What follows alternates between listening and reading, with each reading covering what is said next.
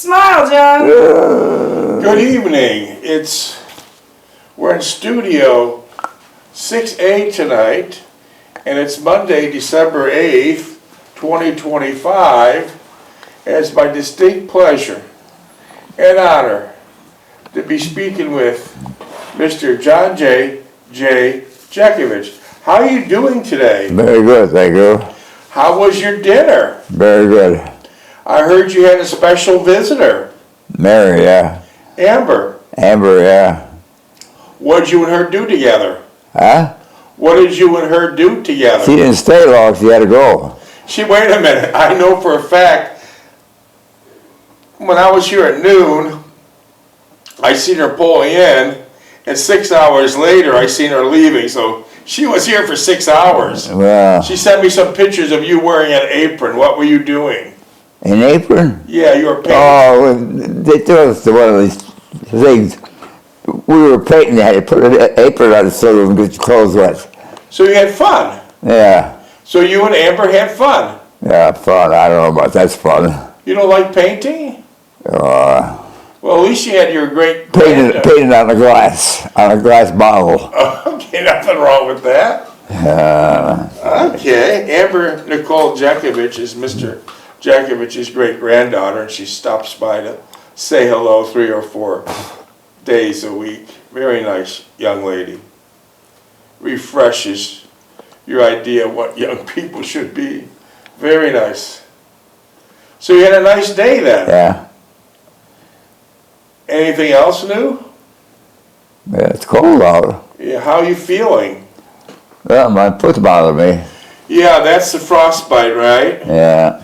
85 years ago, you got frostbite in the Battle of Bulge and never left Mr. Jeckovich. Being the pain level 7, being the highest, what's your pain level? What's your pain level? 7. It's up there, huh? Wow. Yeah. Mr. Jeckovich was Company H, 2nd Battalion of the 291st Regiment of the 75th Infantry Division of the U.S. Army during World War II. Mr. Jeckovich lives by the motto, yesterday's history, tomorrow's a mystery, and today is a gift. Yeah. We received a couple more emails in today from relatives where their uncles or their fathers or their grandfathers served in World War II. This is kind of like a note that the soldiers, when they were alive, they sent back to their family. I read most of them to you a couple days ago. You want me to read a few more? Yeah, yeah. Okay. Most of these guys are gone, but their emails came in from their family. So keep in mind, any emails or V-mails. V-mails is what it was called back then, right? Yeah. V-mails, what it was called back then. Yeah. When you sent V-mails home to your mother, it was Western Union, and it was highly censored, right? Yeah, it's all blacked out. All blacked out. So it's V-mails 90 years ago and emails today. So these are mostly V-mails that the soldiers sent or wrote later after being released, be civilians. I had 175 of them, Alice over Moy. Where'd she take them to? Burned them up. What the hell Yeah. did someone do that for? What the hell? I would have loved to be reading these things. We could have read those things all week. Yeah. There's so much we missed. Yeah. So many little details we forgot. Yeah. You know, life is fleeting, but that would have brought back a lot of memories. Even this video, it's fleeting. You won't remember it tomorrow. Everything's fleeting. Like Mr. Jeckovich said, he blinked his eyes at 20, and now he's 100. Where did 80 years go? We don't know. No, I have no idea. Mr. Jeckovich also said, you come to this earth with nothing, and then you foolishly chase around a fancy house, fancy cars. Oh, I must remodel my kitchen to keep up with the neighbors. And the most ridiculous thing is, I need a Rolex watch. How foolish. Foolish. Foolish. And my $10 cell phone keeps better time. Don't do stuff like that. You'll never see a hearse pulling a U-Haul trailer, right? Yeah, no. So you come to this earth with nothing, you leave with nothing.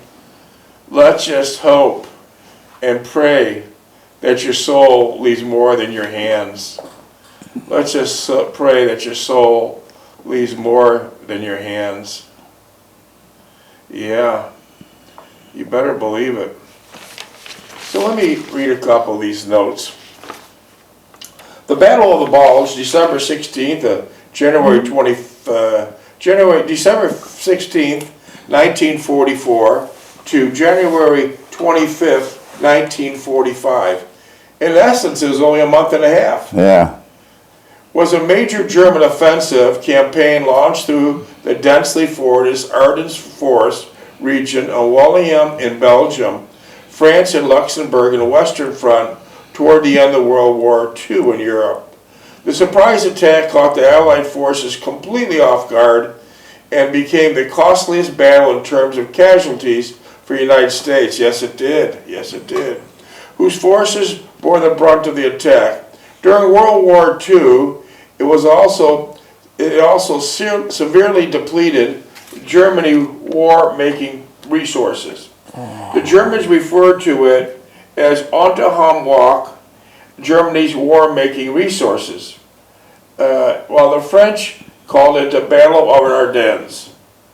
The Allies, the Americans, which is, called the Ardennes counteroffensive. The Battle of Bulge was coined by the press, so the newspapers made it the name, the Battle of Bulge, coined by the press, and described the Allied front line bulging inward. Yeah. The battle involved, how many counts do we have from yesterday? I didn't look at 23 minutes. The battle involved 610,000 American men, wow. Yeah. All teenagers. Yeah. What was the code for teenagers? 33. Yeah. 610,000 American teenagers, Army, U.S. Army, and some 89,000 casualties, including 19,000 killed in the bloodiest battle fought in World War II. So, make sure you remember that the Battle of Bulge is the bloodiest battle of all European wars during World War II. The German offensive was supported by several subordinate operations. For these operations, they were to split the British and American allies in half. They never did it. And capture them in Antwerp. And then proceed to encircle and destroy 4 Allied armies, forcing the Western Allies to negotiate a peace treaty in the Axis power favor. Once accomplished, Hitler would concentrate on the Eastern theater of war. The offensive was planned with utmost secrecy, minimizing radio traffic and moving troops and equipment under the cover of darkness. Most of the war was fought under the cover of darkness, right? Most of the war was fought under the cover of darkness, right? So what? Most of the fighting was done at night. Well, it's done during the daytime too. Okay. The 3rd U.S. Army's intelligence staff predicted a German offensive, aircraft movement from the Russian front, and transport of forces by rail, both in the Ardennes, which was noticed but not acted upon, per a report at the code-breaking center at Bletchley Park. Did you ever get transferred to the Russian front? Who? Were you ever transferred to the Russian front? No. Near complete surprise was achieved by a combination of Allied overconfidence. Overconfidence. That's the story today. They thought the war was over. Yeah, they thought the game was over. But this was psychotic Adolf Hitler's last-ditch effort to present more pain and deaths to the American soldiers. Yeah. And then later, Hitler, blew his brains out. But this was his last-ditch effort. Let's see. We're getting back to that one word, overconfidence. In today's time, we usually refer to as being complacent. whatever you do in life, don't be complacent. Complacent. Don't ever become complacent in whatever you're doing in business and personal life, driving a car, flying a plane, cruising a boat. Don't ever become complacent. You'll have bad results, and that's what happened to the Army. They were complacent. Let's see. The Allies' overconfidence, poor aerial reconnaissance, and heavily overcast weather conditions weighed ground the Allies' superior forces. Fierce resistance of the northern shoulder of the offensive around Ellsberg Ridge and in the south of Bastogne blocked German access to key roads. So the key was, don't let the Germans get Bastogne. Yeah. If they got Bastogne, it might be a very bad turnout. Yeah. Mr. Jeckovich, when he went into the Army as a teenage boy, he was affectionately referred to as a diaper division. And I say that most respectfully and affectionately referred to the diaper division. How come?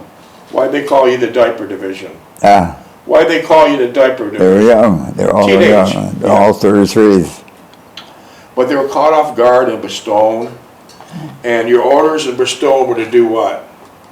Hold it. Don't let anything take place. They had 4 miserable days and nights where they couldn't get any air support. And they held support in Bastogne, but they were surrounded by hundreds of thousands of Nazis and Panzer tanks. By the time the 4 days was up, the air support came, and the U.S. Army and many others, paratroopers, started to even the score. But by the 4th day in Bastogne, there was over 90% casualties. And now they're no longer referred to as the diaper division. Now they're referred to, and the name sticks with them today, as the bloody bastards of Bastogne. The bloody bastards of Bastogne. So, fierce resistance on the northern shoulder of the offensive around Ellsborn Ridge and the south around Bastogne blocked German access to the key roads. Both the 28th Infantry Division and the 110th Infantry Division were depleted as fighting until within 2 days. The 82nd Airborne on reserve was quickly moved to Werbenat and to block the camouflage Piper. Combined with paratroopers, they attacked No. 2 Panzer Division, whose mission was to seize the fuel northwest of Bastogne. So the Panzers ran out of fuel, but their plan was to steal your fuel. Yeah. It didn't work out that way. way. The Germans attacked Nouville for fuel supplies, but were blocked by the M18 Hellcats of the 705th Tank Destroyer Battalion, who used their 60-mile-an-hour speed to get to a blocking position, improved the offensive. In the wake of defeat, many experienced German units were left severely depleted of men and equipment. As survivors retreated to the offensive of the Siegfried Line. Tech Sergeant Henry I. Kogan was active in field hospitals in the Battle of Bulge. Hake, as he's called, would sit in his son's jewelry business in Van Aken Shopping Center to listen to my stories. He would speak personally of World War II experiences, except to say that he had to keep his head down. Did you always say that? Keep your head down? Say what? Keep your head down during the war? Oh, yeah. He often joked when preparation for his honor flight to the World War II Memorial in Arlington, Virginia. You were asked many times to take that honor flight, but you just don't feel like it, right? Yeah. He was asked if he could walk 200 yards. He's got a funny answer. So they asked this almost 100-year-old World War II veteran, can you walk 100 yards? And his response, certainly, just give me a couple of hours. That means he could do it, but it'd take 2 hours. Yeah. Hank died on September 30th, 2022, and is buried in Mount Olive Cemetery, Salone, Ohio. For Hank's record, see the medical support and the Battle of the Bulge below. Want me to read a little bit more? Huh? Want me to read a little bit more or ask a Yeah, question? go ahead. Okay. This is more about Hank. He died in 2012. Ouch! Stand by, we got technical problems here. 18 people saw it yesterday. That's it? And then the night before was 118. Okay, here we go. Medical support in the Battle of the Bulge. 8 Corps, 1st U.S. Army in the opening days of the Battle of Bulge possessed an experienced medical support structure with a 64th Medical Group. Those are the ones that probably helped you. Yeah, The 64th Medical Group. yeah, And its 2 separate medical battalions. The 169th Medical Battalion acted as a Corps Medical Battalion, 3 400-bed semi-mobile evacuation hospitals, 107th, 102nd, and 110th, and 1 field hospital, the 42nd. After completing operations in the 9th U.S. Army on the Brittany Peninsula in the late September 1944, the 8 Corps moved to the area of the southeastern Belgium, Luxembourg, and northeastern France. It remained when headquarters of the 9th U.S. Army transferred to the 1st U.S. Army. The 8th Corps was again assigned on October 22nd, 1944. Following heavy fighting in a Hortian forest under the 5th Corps, the 28th Infantry Division switched assignment with the 8th Corps, the 8th Infantry Division, and moved into the quiet Ardennes sector in Luxembourg to recuperate and refit. There was a lot of refitting, right? yeah, Another switch brought to the Corps the equally exhausted 4th Infantry Division, which replaced the 83rd Infantry Division to the south of the 28th, early December 1944. The 8th Corps added the recently arrived green 106th Infantry Division. Do you remember those yeah, guys? they were slaughtered. They were slaughtered. They're completely green, right? Yeah, Replacing the 2nd Infantry Division and anchoring a link to the 5 Corps to the north. With the 28th in the middle, the 4th in the south, tying in the 3rd Corps of Lieutenant General George S. Patton, 3rd U.S. Army. Armored support came from the 9th Armored Division and another untested division which had one of its 3 combat commands. Combat Command B, temporarily on DTEC services with 5 Corps as early as December. The 9th Army Division remaining Combat Corps A and R, also called C, were located for general support behind the Frontline Infantry Division. C, C, and A in the south, the vicinity of Meisenberg, and east of Meisberg, Luxembourg, and the CCR in the north, and the areas of Ossenburg and Luxembourg.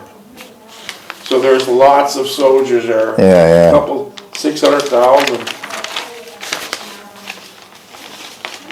Colonel Richard Elkhart was the surgeon. 8 Corps located in Bastogne, Belgium, with the Major General Troy Middleton and the Corps headquarters on October 44. The 64th Medical Group under Colonel Zittel provided general medical support and evacuation services to the 8th Infantry Division, clearing sections at Wiltz, which you spent a lot of time, yeah. Wiltz, and Ettenberg Hospitalization Unit, number 1, the 42nd Field Hospital at Wiltz. Were you taken to the hospital at Wiltz? No. No? Do you remember what town it was in? What town? Yeah. It was in France. Oh, they took you to France. Paris, France, right? Company was attached to the 102nd Evacuation Hospital at Ecklenburg, providing ambulance and litter bearer support, and stations at Arlin, whose headquarters were collated into a hospital near Vith. You spent a lot of time in St. Vith, right? Yeah. What would the Nazis do if they seen like a medical squadron pulling out with a lot of injured American GIs in it? What? Let's just say if a Nazi infantry happened to run across a U.S. Army medical squadron with a lot of wounded American GIs, how would that be handled? Oh, what, they were American Airlines or what? Well, let's just say, by accident, the Nazi infantry happened to run across the U.S. Army Medical Division, which they had a lot of injured U.S. Army soldiers. How would the Nazis handle that? They would ignore it. They would give them the benefit of the doubt. I see, so they wouldn't shoot at them. No. How about if we take it a step higher? What happens if the SS seen it? They kill you. Even though They it was when medical. yeah. Even though it was medical. Yeah. Okay. The 8th Corps extended frontline force of Colonel Ector to disperse his resources along the front ambulance support. What kind of ambulances were there? Ambulance? Yeah, Armored what- ambulances. What did they look like? Oh, they're all enclosed, big red crosses at them. 4-wheel drive? Yeah, no, I don't think they were four-wheel drive, no. In St. Vith in support of clearing station of 106th.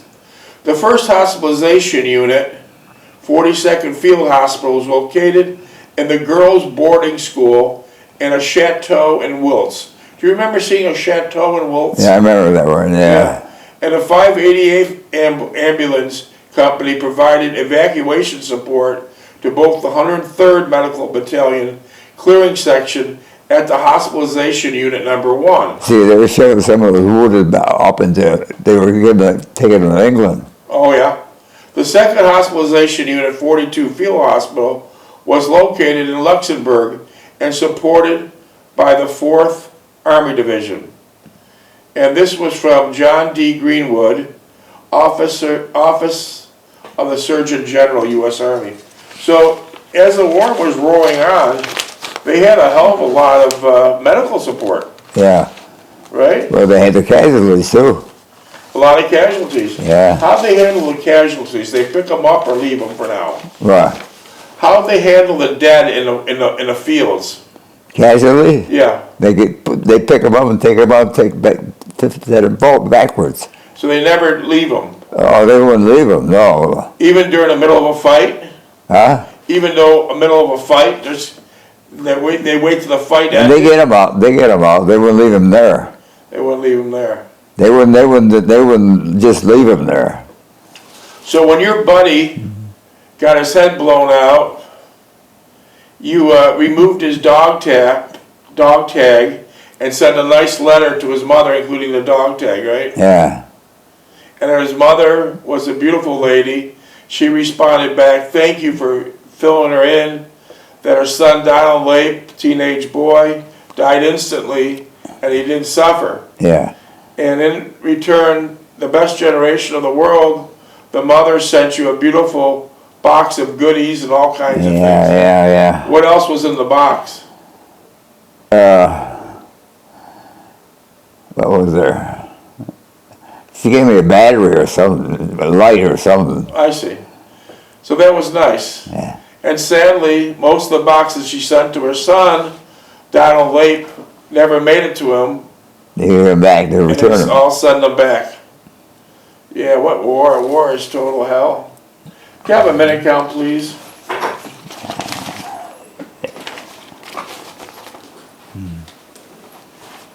Six. A little bit about the man sitting here, Mr. John J. Jeckovich. He was born on October 17, 1925, and served in the U.S. Army from 1942 to 1946 as an Army infantry sergeant. Mr. Jeckovich is a highly decorated combat World War II vet that fought in the Battle of the Bulge and the 75th Infantry Division of the U.S. Army. He has also one of the thousands of GIs that broke the chains and locks to the gates of the many POW camps and Holocaust camps in Nazi Germany. What they tell you not to do, Don't feed them. don't feed them. He was beat up, shot in the shoulder by a sniper, trench foot, which he's suffering right this very second, and frostbite he's suffering just this very second, with some shrapnel still lodged in his body. He was sent to Paris Hospital for a couple, 2 or 3 months to heal his wounds. They bandaged him up, and they told him your index finger can pull that heavy-duty machine gun, and if you're able to walk, you are what? Fit for duty. Fit for duty. John is highly decorated as a teenage fighter. Purple Heart, Bronze Star medals, Army Good Conduct Medal, American Campaign Medal, European, African, Middle Eastern Medal, Campaign, World War II Victory Medal, Army of Occupational Medal with Germany clasp, Combat Infantry Badge, Sharpshooter Badge with carbine, pistol, and machine gun bars, Marksman Badge with rifle bar, and Honorable Service lapel button, World War II. That's a hell of a lot of medals. Yeah. Where are the physical locations of those medals today? Who knows? Who knows? Also, Mr. Jeckovich wrote a book about the war and his life. His book is titled Their Mother's Sons, and it takes him back from when he's aged 11. His father, a hard-working legal immigrant, died of a heart attack on his third job that night, age 39. From then on, Mr. Jeckovich took care of his mother to her demise at age 89, and they stayed in the same house during that whole duration. Mr. Jeckovich has over 700 videos that enlighten people about what it's really like in those dark days of Nazi Germany, and tips. This is very important. Tips to the younger generation, how to live a good, clean life, how to live a simpler life, with emphasis on living a wholesome life. Mr. Jeckovich's daily records give him a great sense of purpose. It's almost like a job, and he enjoys answering viewers' questions and comments. John's YouTube channel is the Bulge Busters. Bulge Busters, yeah, that's nice. Wow. If you have any questions for Mr. Jeckovich, minutes? Just under 3. If you have any questions for Mr. Jeckovich, his mind is like a library. Ask him any questions. One of the last living World War II vets.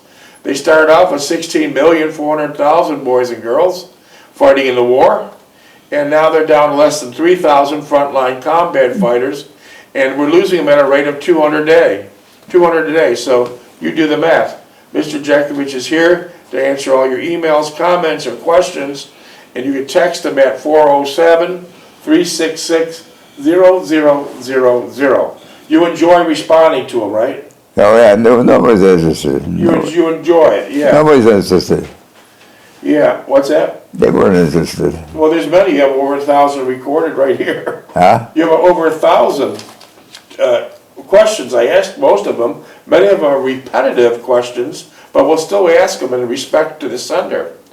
Mr. Jeckovich always had a very humble disposition regarding his military service, and most of all, he's the greatest generation. Mr. Jeckovich worked at the paper mill in Niagara Falls, New York, him and Clark, after the war, and never missing a single day for 35 years. This came in from the Parker family, from We have Sarnia, time? Sarnia, Ontario. They knew that it was getting cold down here, John. Parker family sent this from Sarnia, Ontario. Hold it up, John. It's a So nice get jacket. this. Now, is this kind of like the jacket you had during the war, but a different color? Yeah. So Who gave us it? it's Right the here, Parker. the Parker family, this just came in, Sarnia, Ontario, Canada. Sarnia, In Canada? Canada, yeah. Jesus. But is that about how thick it was? This is, yeah. You like Yeah, that? a couple weeks it'll be colder, you can wear it. We thank you very much, the Parker Yes, send them a family. nice letter. I will. We'll put them on a nice letter in the morning. But you said your army coat had lining. This has lining in it too. Yeah. Very nice. Yeah. Yeah. Well made. But it's not real thick, but that's It'll be good enough for a Florida winter. Florida winter. It says iconic wear, easy wear, iconic wear. Yeah. Very nice. Thank you, Parker family. Thank you. Write them a nice letter in the I morning. know. What many minutes we got left here? Oh, 20 seconds. Well, yeah, another one in the book. She got a nice gift from Canada. That's nice. That's nice. Beautiful jacket, people. jacket, There's yeah. more good people than bad, believe Yeah. me. Will that fit me? Yeah. Oh, yeah. hell yeah. Yeah. Hey, now listen. What do you want to do now? The studio's up. What do you want to watch? Well, we can sell regards to TV. Who do you want to watch? Well, let's watch Trump.